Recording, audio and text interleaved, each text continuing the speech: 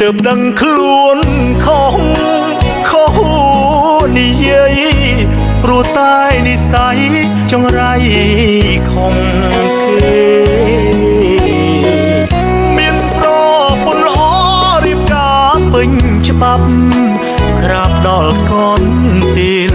បែរឈួតលប់ឡាយធ្វើបាបរាល់ថ្ងៃ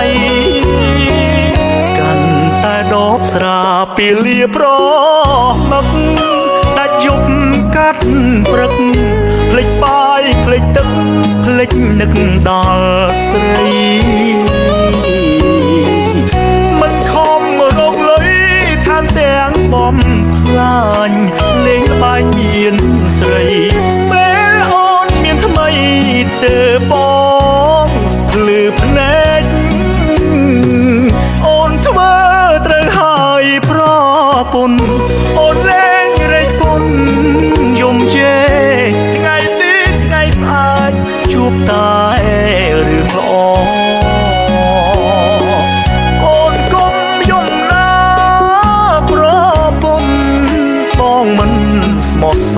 រប្តីសូមជូនពរបានសុខរស់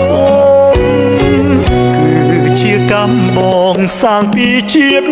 មុនប្តីធ្វើខុសធ្ងន់ទៅចងប្រពន្ធទៅនៅនឹងគេជាមនុស្សប្រមានគោលជំហរដ៏អាចមើលថែថ្នាក់ថ្នមមានមេមិនដូចប្តីទេ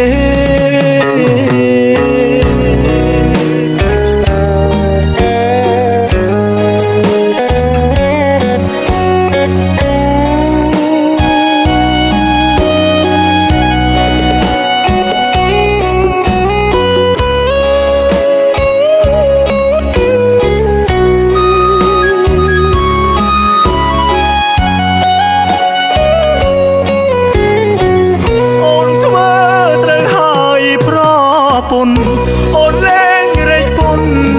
យំជេរថ្ងៃនេះថ្ងៃស្អែកជួបតែរឿងល្អអូនកុំយំណាប្រពន្ធបងមិនស្មោះសរប្តី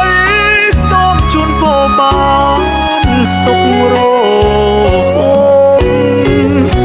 គឺជាកម្មបងសាងពីជាតិមុនប្តីធ្វើខុសធ្ងន់ទៅចងប្រពន្ធទៅនៅនឹងគេ